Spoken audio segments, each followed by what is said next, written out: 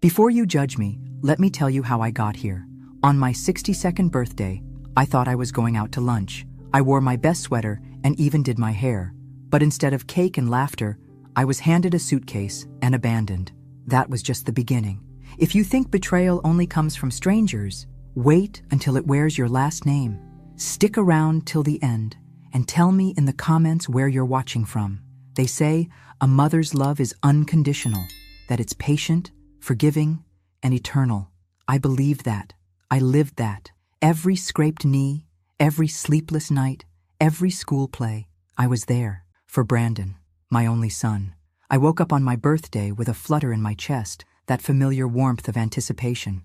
62, alone in my modest house in Dayton, Ohio, but hopeful.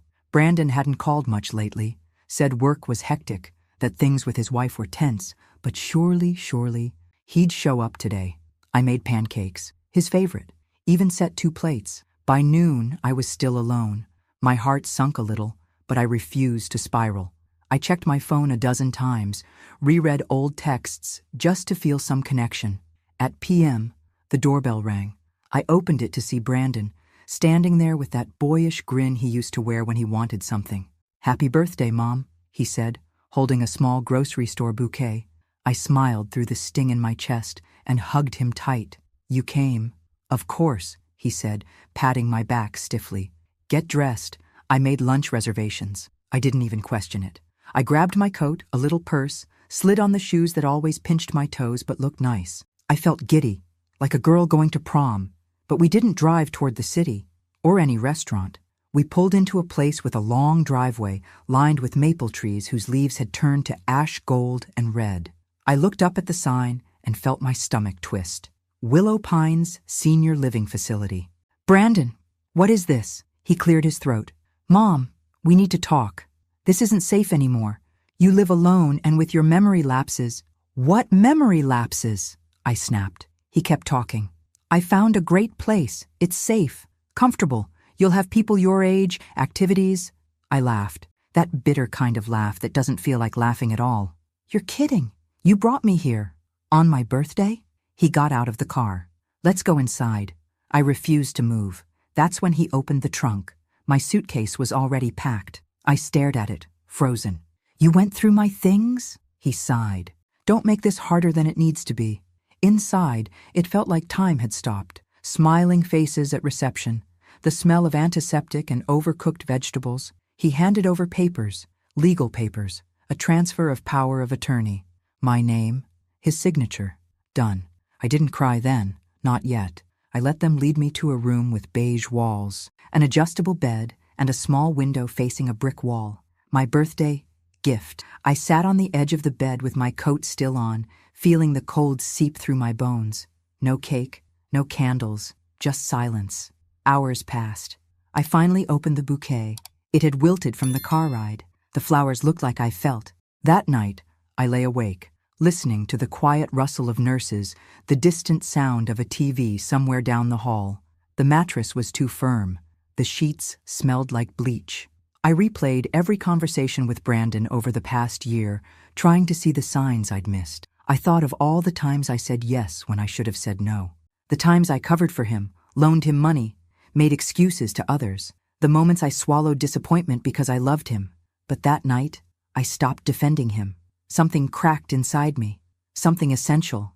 The next morning, I asked a nurse for my cell phone. She said my son had taken care of it, disabled the line, said it was too confusing for me. It was then I realized I wasn't here to be cared for. I was here to be erased, and if I didn't find a way out, they'd succeed. But I'm not as fragile as they think, not even close. I stopped eating for 2 days, not because I was trying to make a statement, but because I simply couldn't stomach the food or the truth. There's something about being treated like you're no longer useful that breaks a part of you that never fully heals. I'd raised a child, built a home, loved fiercely, and now I was just a room number and a patient chart. The nurses were kind, mostly, but kindness can feel like a form of pity when you're trapped. They called me sweetheart and Han, like I was 10 or 100. No one asked what I did before.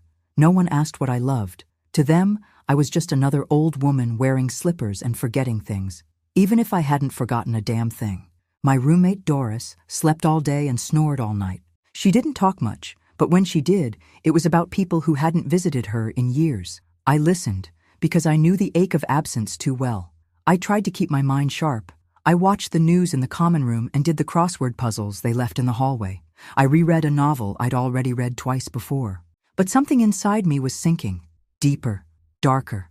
Then, on the fourth day, I met Ruby. She wasn't supposed to work that day.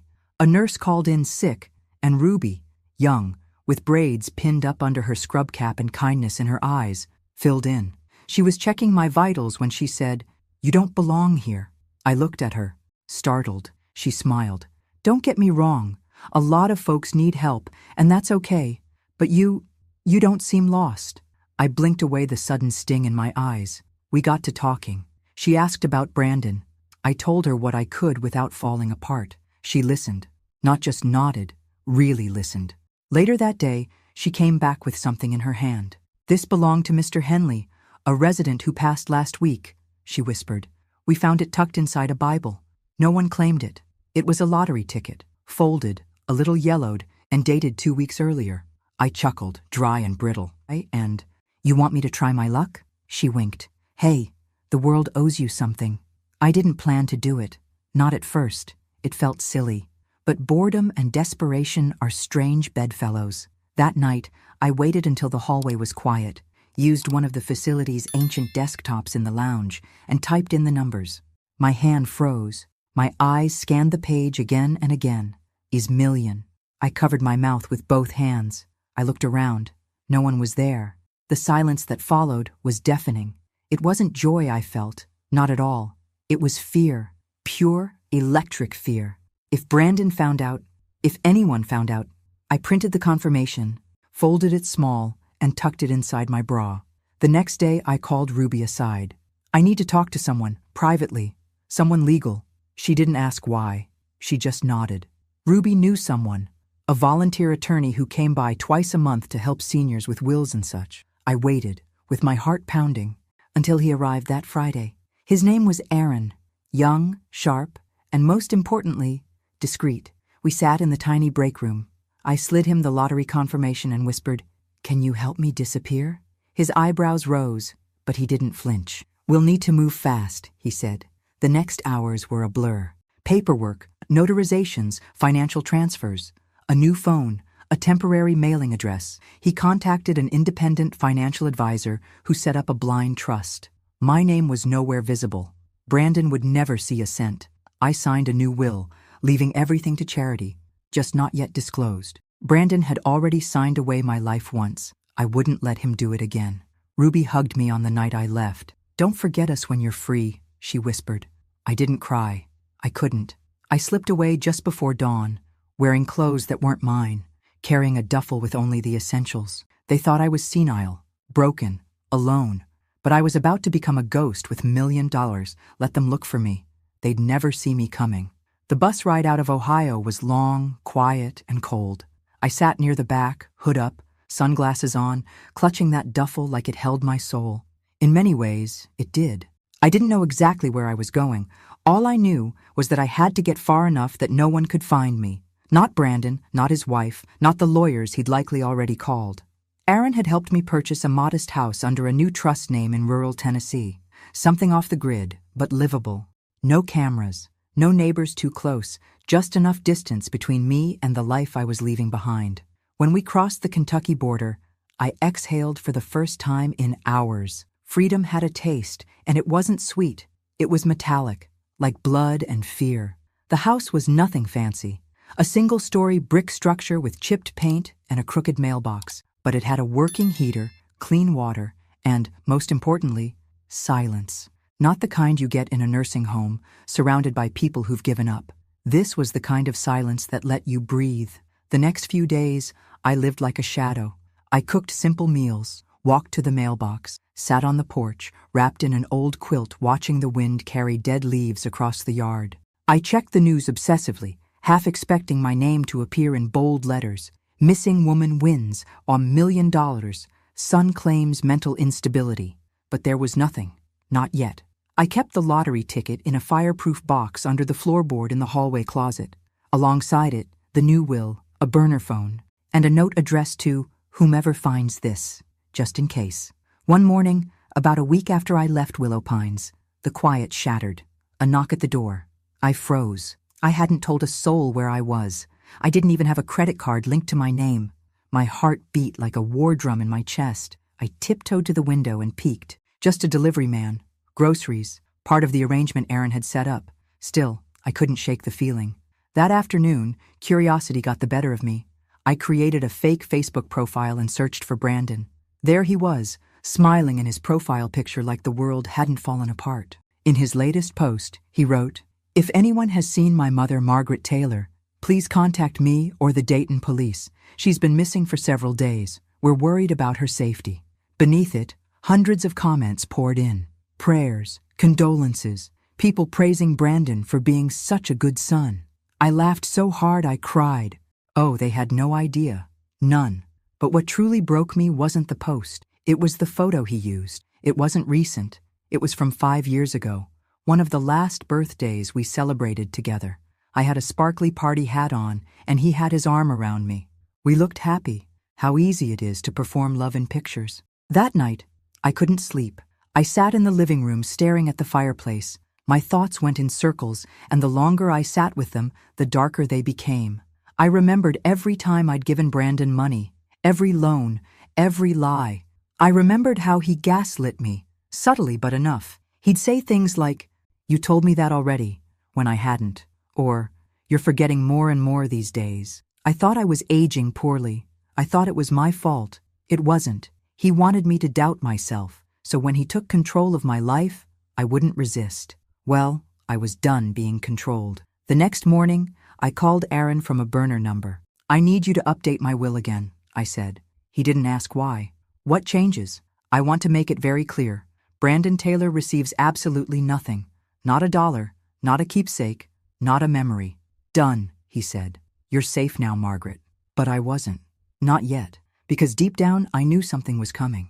And I needed to be ready for it. It started with a letter. Plain envelope. No return address. Tucked in among utility bills and junk mail. I wouldn't have noticed it if not for the paper. Heavier than usual. Expensive. My stomach turned the second I touched it. Inside was a single sheet. A photocopy. My signature. Or what looked like it. Below it, 2 others. One from my late husband Richard and another from Brandon. It was a loan document dated 12 years ago. A $2. Personal loan taken out in both Richard's and my names. The bank's logo was real. So was the notary stamp. But I'd never signed that paper. Never. I sat down on the worn sofa, the letter trembling in my hands. The document had my handwriting, down to the loop in the G of Margaret. But something about it was off. Too clean. Too practiced. My husband would never have hidden a loan like that. And Brandon? He never said a word. I pulled out the fireproof box, retrieved the older file folder Aaron had helped me compile, a collection of past financial documents we salvaged before I left. Inside, I found 3 more forms, all with my forged signature. A cold realization slithered through me. Brandon had been stealing from me and Richard for years. It explained the strange tension in our final years together. The way Richard avoided certain financial topics, how we suddenly had less, how Brandon always seemed to need money for an emergency, but drove a newer car every year. The quiet arguments at night I thought were about work, the canceled vacation plans, the bad investments. I'd blamed aging, the market, a general turn of luck, but it was Brandon. All along, I didn't cry, not this time. Instead, I opened my laptop and began digging deeper. Over the next 3 days, I pieced it all together. Brandon had falsified several loan documents using Richard's social security number and mine. The amounts varied. Dow here, dow there. Some were paid off. Others had been quietly rolled into debt collections. Richard must have covered most of it before he died, taking the shame with him. But one account, still active, showed a ballooning balance of over $, and it had defaulted under my name just 3 months before I was dropped at Willow Pines. I sat in the darkness of that little Tennessee living room, screen glowing in front of me, hands clenched so tight my knuckles ached. This wasn't just betrayal. This was theft, fraud, criminal. I reached out to Aaron again. "I have new information," I told him. forged documents, loans. Brandon did it. I believe you, he said calmly. Do you want to press charges? Not yet. I wasn't ready. Not because I had doubts. No, those were gone. I wasn't ready because I wanted him to feel the fear first, the silence, the not knowing. I wanted him to wonder if I knew. Because the truth was, I wasn't hiding anymore. I was hunting. I began gathering every document I could, every account tied to my name, every old email, every financial notice Brandon once sent on my behalf. I even contacted the old bank we used and requested records under a legal pretext Aaron helped me draft. Piece by piece, the puzzle formed, and what it revealed made my blood run cold.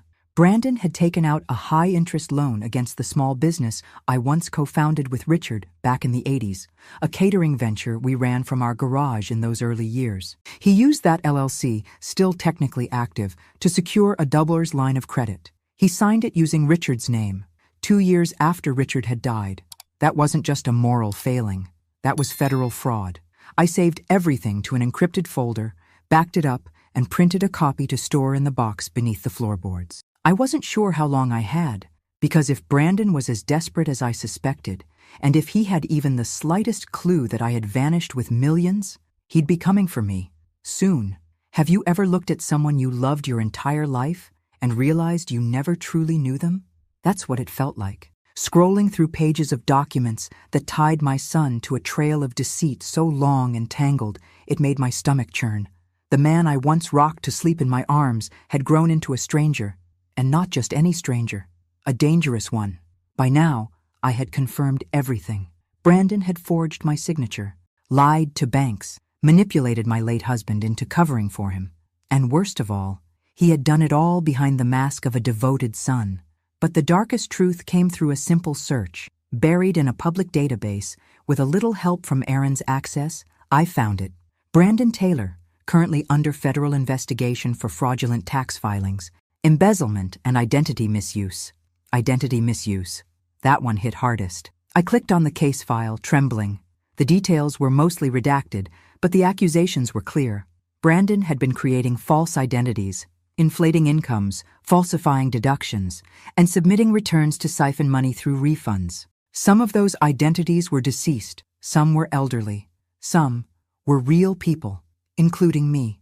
The IRS had flagged several returns filed in my name over the past 3 years. I had no idea. I stared at the screen, my mind in a spiral. Had he planned to take my money from the beginning? Was this the reason he was so quick to shove me into a facility and shut down my phone? It wasn't concern. It was containment. He wanted to keep me silent, disoriented, and out of the way. I pushed back from the desk, pacing the narrow living room, one hand on my chest to quiet the tremors. My own son had weaponized my identity, used my name as a tool for his schemes, and when the heat came down, he'd planned to put me away like a loose end in a messy story. Only now, I wasn't just a loose end. I was the one holding the thread. I didn't call the police. Not yet. Instead, I started documenting everything. Every lie, every loan, every forged line on a piece of paper. I printed them, filed them in manila folders, labeled them with dates. I began recording audio notes, not because I was scared of forgetting, but because I wanted my voice to be the last one in the room if anything happened to me. Then, I made a choice. I mailed a copy of the entire file anonymously to the Department of Justice, not to make a statement, not yet, but to plant a seed.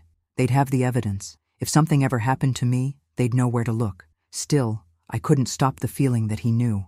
I started noticing cars parked longer than usual near the house. Once, a man knocked on the door claiming he was doing a survey of the neighborhood. I didn't open it, just watched from behind the curtain, phone in hand. Every knock, every ring, made me jump. And still, I didn't run. Not this time. I made another call to Aaron. We need to finalize the trust, I told him. The will too. I want everything protected. He agreed. We set it all up in my new name, with layers of legal insulation. If Brandon ever tried to claim a cent, he'd be bounced out of every court in the country.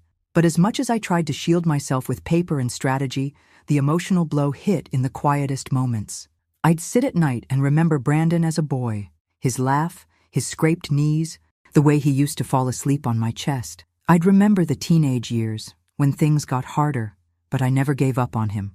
The college calls, the sudden silences, the growing distance. How did I miss it? How long had he been slipping away while I kept holding on? Maybe that's the worst kind of betrayal, the one you watch unfold in slow motion, always hoping it's something else. But now I knew, and I wasn't going to let him rewrite the end of my story, because for the first time in my life, I held the pen. The letter came in a plain white envelope, no return address, but the moment I saw the handwriting, I knew. Brandon had always written in sharp, slanted strokes, as if even his pen couldn't wait to be done with whatever he was doing. Inside was a single sentence. I know what you did, and this isn't over. I read it twice, 3 times. Then I laughed, not out of amusement, but because it was the exact kind of arrogance I expected from him. No, I miss you. No, where are you? Just a warning, or a threat. I folded the letter neatly and slid it into my growing folder of evidence. By now, I'd been gone almost 3 weeks. Brandon had launched what looked like a public campaign of concern, begging for information, giving interviews to local news stations, playing the role of the heartbroken son searching for his confused and vulnerable mother. It would have been comical if it weren't so chilling. And then, just as I feared, he made his move. A letter arrived from the county courthouse in Dayton. Official, certified. I signed for it with trembling hands and sat down to open it at the kitchen table. He had filed a petition to have me declared mentally incapacitated. I couldn't breathe. The document included statements from 2 people claiming I'd shown erratic and confused behavior over the past year. One was a former neighbor. The other, his old college friend, someone I barely knew. Brandon's lawyer had submitted audio clips too, snippets of old voicemails I'd left when I was distressed, lonely, or simply venting. Chopped and edited, they made me sound unwell, unstable. He even attached a letter from a psychiatrist, one I'd never met, claiming concern over my disappearing and paranoid behavior. They wanted the court to freeze my accounts, to seize control of the trust, to drag me back. I felt like the air had been punched from my lungs. Aaron came that same night. He read everything, his expression unreadable. "We've got work to do," he finally said. "But Margaret, you need to be calm. You need to stay sharp. They're counting on panic." I nodded, too numb to cry. The next few days moved like a storm. Aaron contacted an experienced litigator to help us prepare. We gathered documents, video calls, financial logs, even a dated journal to prove I had been of sound mind every day since I left. We scheduled an independent psychiatric evaluation. The doctor, a kind woman named Dr. Levine, came to the house and spent 3 hours with me. She asked about my childhood, my late husband, Brandon. I told her everything. She didn't pity me. She listened. She asked real questions. And when she left, she touched my hand and said, "You're the most lucid person I've seen this week." It felt like the first breath I'd taken in days. Still, the pressure mounted. News of the hearing leaked. The internet, which had briefly sympathized with Brandon's missing mother saga, began to shift. Questions arose. Why hadn't I contacted anyone? Was I unstable? Was someone else pulling the strings? The media loves a mystery, and Brandon knew how to feed them one. But I wasn't afraid anymore, because now I had more than just proof. I had purpose. In the quiet of my small home, I began preparing a video statement. I didn't publish it yet, but I wanted to be ready, just in case they silenced me. I looked into the camera and said, "My name is Margaret Taylor. I am of sound mind, and I was betrayed by the person I trusted most." I didn't cry. I didn't scream. I just told the truth, because I knew what was coming. And this time, I wouldn't be the one on trial. The courthouse in Dayton hadn't changed since the last time I'd passed through it, years ago, when I paid a parking ticket and sat in a room full of people hoping to forget their mistakes. Back then, I was a wife, a mother, someone who believed in giving people second chances. Now, I was the accused. Aaron had advised me to dress simple but strong, something that said, "I'm not here to beg. I'm here to be heard." I wore a navy blue coat with silver buttons, my husband's old watch, and a pair of sensible heels that clicked defiantly with each step through the courthouse halls. Brandon was already seated at the front of the courtroom when I arrived. He stood as I entered, like a perfect performance. A mask of concern draped over his face. He even offered a smile, the kind that strangers would interpret as warmth, but I saw it for what it was. He was here to bury me. The judge, an older man with tired eyes, introduced the case. In the matter of Margaret Taylor's mental competency, the words hung in the air like smoke. Brandon's attorney went first, a tall man with a polished voice and too much confidence. He laid it out like a script. Margaret had gone missing. Margaret was behaving erratically. Margaret was possibly being manipulated. Margaret was a danger to herself and her finances. He introduced the psychiatrist's letter, the one from the doctor I'd never met, and presented those audio clips of me, edited and spliced like a horror reel. I listened to myself sound scattered, desperate, even unstable, taken completely out of context. I saw the judge's eyebrows rise, my hands clenched around the armrest. Then, Brandon spoke. "Your Honor," he said, voice trembling just the right amount. "I love my mother. I really do. This is the hardest thing I've ever done. But I believe she's being taken advantage of. She's not herself. She's lost." That's when I stood. "My turn, Your Honor?" The judge nodded. I walked slowly to the stand, pausing just enough to let the weight of my presence settle. Then I spoke. "My name is Margaret Taylor. I am 62 years old. I am not mentally impaired. I am not lost, and I am not anyone's victim." I opened my folder, methodically, carefully, and handed a copy of Dr. Levine's full psychiatric report to the judge, signed, dated, and certified. The verdict: completely sound mind, no indicators of cognitive decline, emotionally stable. I watched the attorney's shoulders tense. Brandon's face twitched. Then I continued. "I have here," I said, lifting a second folder, "a log of every phone call I made the week before I left, receipts for the transfer of funds to a legal trust, medical records, clean, and a signed affidavit from the attorney who helped me exit the facility, stating I was lucid, logical, and in full control of my decisions." I paused. "And I also have something else, but I won't be presenting that today, not unless I need to." I didn't show the file, the one with every fraudulent signature, every stolen loan, every manipulated tax document Brandon ever touched. That was my ace. Instead, I turned to the judge. He put me in a facility without my consent, took my phone, took my freedom, and now he wants to take what little I have left, my voice, my independence, my dignity. Don't let him. The courtroom was still. Aaron sat beside me, silent but steady.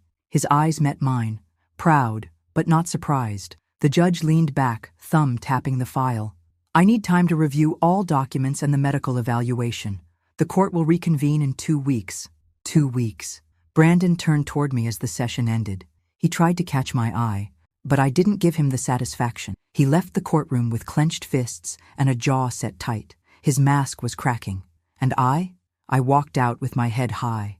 The war wasn't over, but for the first time, I knew I could win it. 2 weeks. That's how long the judge gave us. But Brandon didn't waste a single day. Within hours of leaving the courthouse, he doubled down on his public campaign. The local news ran a new segment. "Missing mother reappears in court. Son fears exploitation." Brandon spoke directly to the camera, eyes moist, voice shaking just enough. "I just want to make sure my mother is safe," he said. "She's been through a lot. She's not thinking clearly. And I'm afraid there are people around her with bad intentions." I watched the broadcast from my living room, arms folded, jaw tight. There were no bad people around me. Just me. Just Margaret Taylor, the woman who raised him, who sacrificed, who forgave more than any mother should. And he had the audacity to paint me as a puppet? That was the moment I knew. The silent war I had declared in my heart was no longer enough. I needed to act. I called Aaron and asked him to come by. When he arrived, I handed him the sealed envelope with every document I had collected. The fraudulent loans, the forged signatures, the tax returns Brandon had filed under my name. "Send it," I said. "Not to the court, to the Department of Justice, anonymously." He opened the envelope, flipped through the pages, and nodded. This will get their attention. I'm counting on it. But I wasn't done. That night, using one of my new aliases and a fresh online account, I made a sizable donation, $5 million, to a national nonprofit organization that protects elderly individuals from financial abuse. No name attached, just the transfer. Within a week, they launched a campaign using my case as a symbol. They didn't name me, but the timing was too perfect. People started whispering, sharing, questioning. How does a mother vanish, then reappear with money, but her own son tries to lock her away? Comments flooded social media. Something's off with the son. Let her speak. Why hasn't anyone asked her side? I don't trust him. Brandon's carefully constructed image began to wobble. Then, a break I hadn't expected. A journalist from a major newspaper reached out to Aaron. She wanted to hear my side of the story. She promised discretion. No names, no photos, just truth. I agreed. We met at a quiet cafe 2 towns over. I wore sunglasses and a hat. We sat in the corner booth. She hit record and let me talk. I told her about the facility, about being dropped there without warning, about Brandon taking my phone, my accounts, my dignity. I didn't mention the lottery, not yet. When she asked about the court case, I simply said, "He's trying to take control of my life." Again. The story ran 2 days later. Mother or millionaire? The silencing of Margaret T. It didn't take long for the dots to connect. People online began speculating. Was the missing mother actually the anonymous donor? Was this why her son wanted her declared incompetent? More whispers, more doubts, and still, I remained quiet. Because Brandon's downfall wouldn't come from an accusation. It would come from a reckoning. 2 days before the court reconvened, Aaron received a call. It was from the Department of Justice. They had received our anonymous file, and they were opening a case. Brandon didn't know it yet, but while he was building a castle of lies in courtrooms and cameras, I was setting fire to the foundation, and the flames were getting higher. The second hearing felt colder, not because of the weather, though the Tennessee wind had turned cruel that week, but because something had shifted in the air around us. Brandon walked into the courtroom looking less confident this time. His shoulders weren't quite as high. His lawyer whispered urgently as they took their seats. They'd seen the article. They'd seen the shift online. They were feeling the cracks. I sat calmly, my folder of documents neatly tucked into my lap. I wasn't afraid anymore. I was angry. Not the kind of anger that lashes out, but the kind that sharpens into precision. This time, we went first. Aaron opened with a statement that silenced the courtroom. "Your Honor," he began, "since the last hearing, we've completed a full independent psychiatric evaluation, submitted detailed financial logs proving Mrs. Taylor's independence and coherence, and have discovered, through legitimate public records, that the petitioner, Mr. Brandon Taylor, is currently under federal investigation for multiple financial crimes, including identity misuse and tax fraud." He handed the judge a copy of the public case docket. Brandon's attorney stood up, immediately protesting. "That investigation has no bearing on—" The judge held up a hand. "Sit down." The courtroom held its breath. Then came the real blow. Dr. Levine, my independent evaluator, took the stand. Calm, intelligent, direct. She confirmed that I was not only mentally competent, but emotionally sound and fully aware of my decisions, including my choice to leave the nursing home. "She's not only clear," Dr. Levine said. "She's deliberate, thoughtful. There is no medical basis for any declaration of incompetence." I looked at Brandon then. His hands were gripping the table so tightly, his knuckles were white. His mask, that carefully constructed facade of concern, was unraveling by the second. Aaron then presented our final piece of evidence, a timeline. It showed exactly when Brandon attempted to seize control of my accounts, and how that perfectly coincided with large withdrawals he made from his own failing business. Coincidence? Hardly. The judge reviewed everything in silence. Brandon was offered the opportunity to respond. He stood. His voice cracked. "My mother is sick. She's clearly being manipulated by someone. She wouldn't act like this unless she was confused or unstable. This isn't her." I stood then, and I faced him directly. "I am her," I said. Everyone went still. "I am the woman who stayed up with you when you had the flu at age 6, who gave up vacations, who pawned jewelry to pay for your college classes, who cooked your favorite meal even when I couldn't afford groceries for myself. I am her, and you left me in a facility like I was nothing." I turned to the judge. "And now, Your Honor, I ask you to let me prove that I am not nothing." The judge leaned forward, steepled his fingers, and spoke slowly. "Mrs. Taylor, based on the overwhelming evidence provided, your psychiatric evaluation, and the inconsistencies in the petitioner's claims, I am dismissing this case. Your financial accounts and personal autonomy are fully restored. This court recognizes you as competent and independent. I didn't cry, but my hands trembled slightly as I picked up my papers and walked out of the courtroom.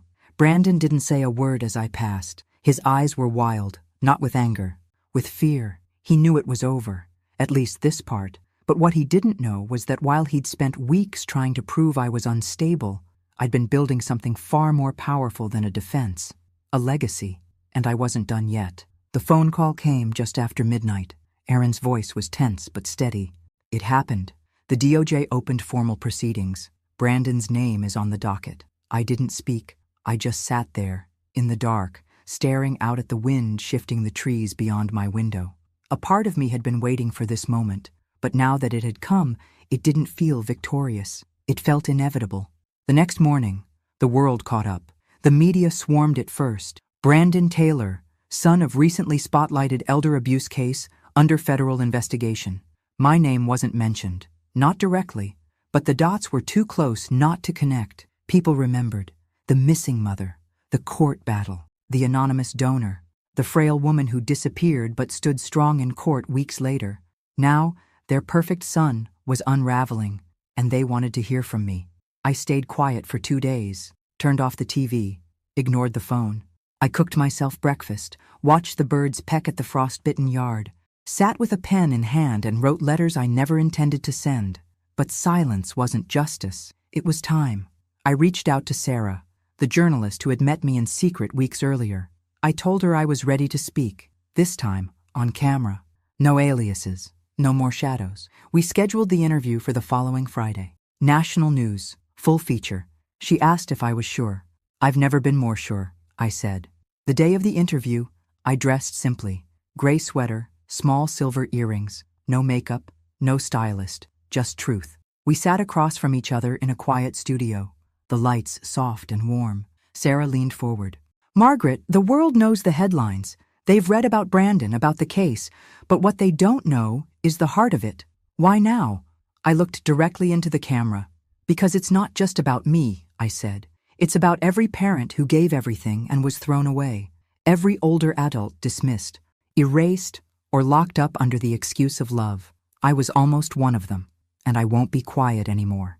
Then I told my story. The nursing home, the lottery ticket, the lies I uncovered, the file I sent. I left out nothing. Sarah's eyes welled as I spoke, but I didn't cry. I was done crying. That night, the interview aired.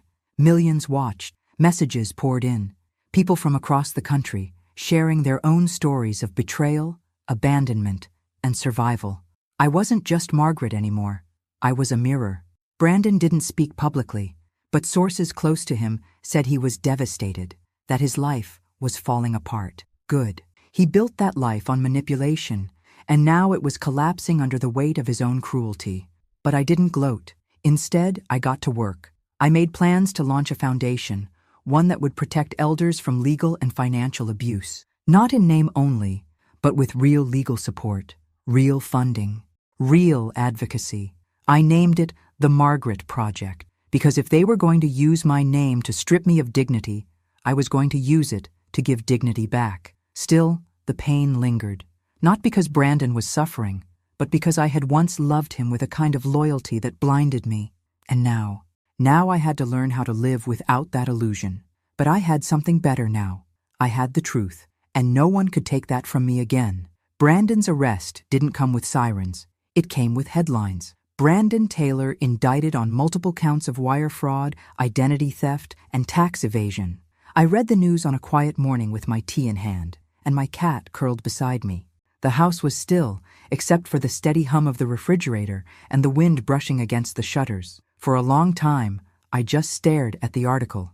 Not because I didn't believe it, I did, but because I had imagined this moment so many times that, when it finally came, it almost felt like déjà vu. He was out on bond, of course. Money can buy time, even when it can't buy peace. But the damage was done. His name had become synonymous with betrayal. Former clients pulled their business. His credit lines were frozen. Friends? Gone. Even his wife had issued a statement through a lawyer. She was filing for divorce. He was alone now. I should have felt triumphant, but all I felt was hollow. The thing about surviving betrayal is that it doesn't leave you whole. It leaves you wiser. Yes, sharper, stronger maybe, but something soft dies in you. That blind trust, that belief that love is enough to keep someone loyal. I didn't grieve that softness. I buried it. It was a chilly Saturday when I walked into the town center for the first time since the interview aired. People recognized me. They didn't whisper. They didn't stare. They smiled. One woman, maybe in her 40s, touched my arm and said, "You gave my mom courage to leave a bad situation." A young man behind the pharmacy counter slipped a note into my prescription bag.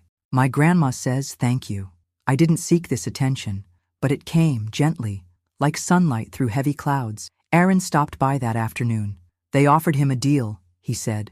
10 years if he pleads guilty. If not, it goes to trial. "And he?" I asked, still pretending it's all some misunderstanding. "He thinks he can outsmart the system." I shook my head. "He's been pretending his whole life." Aaron hesitated. "He still hasn't tried to contact you?"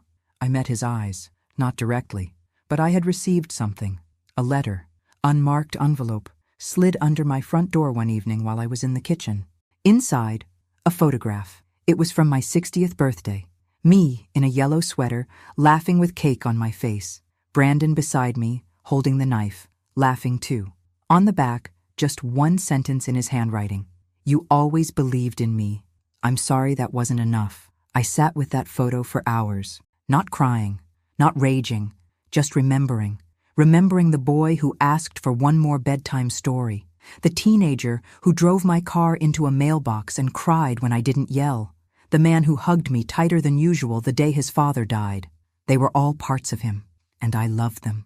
But love, true love, demands truth. And Brandon chose lies. That night, I burned the photo in the fireplace. Not out of hate, out of release.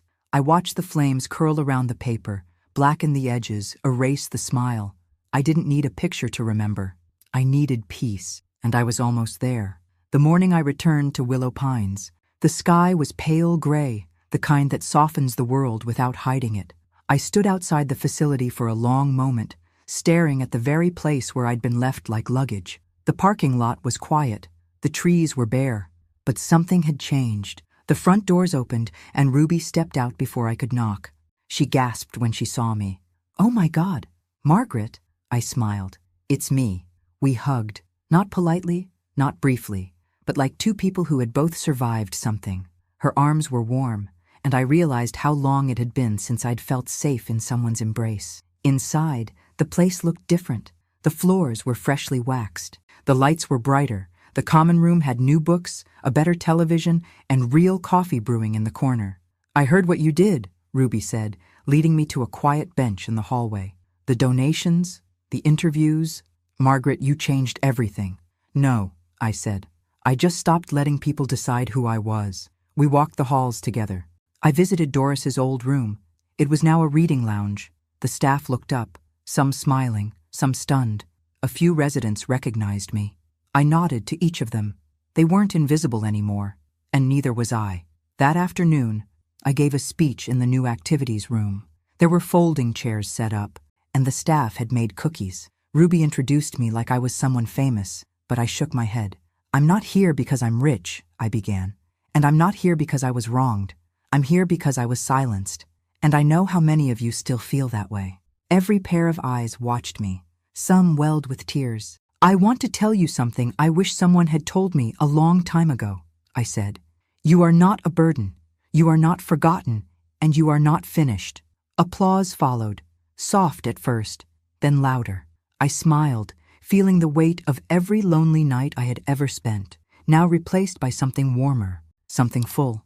When I returned home, I finalized the trust. The Margaret Project would become a national organization, offering legal and financial advocacy for elders in danger of being exploited. We'd hire attorneys, launch hotlines, build partnerships with senior care facilities and courts. Brandon? He took the deal. 10 years. He tried to send another letter. I returned it unopened. That chapter was closed. I spent the final days of the year writing letters to every person who helped me. Aaron, Ruby, even Dr. Levine. I thanked them not for saving me, but for standing beside me while I saved myself. And then, on the first snow of January, I did something I hadn't done in decades. I wrote a letter to myself. It was short, just 1 page. I read it aloud as I sat by the fireplace, the cat curled at my feet. Dear Margaret, you weren't crazy. You weren't too trusting. You weren't weak. You were just a woman who loved too deeply. And when they tried to write you out of your own life, you picked up the pen and wrote the ending yourself. I am so proud of you. With love, yourself. I folded the letter, placed it in a small wooden box, and set it on the mantel. I didn't need a legacy of money or revenge or even justice. I had something greater. Freedom. And for the first time in my life, I was finally, fully, completely free. Thanks for listening. Don't forget to subscribe and feel free to share your story in the comments. Your voice matters.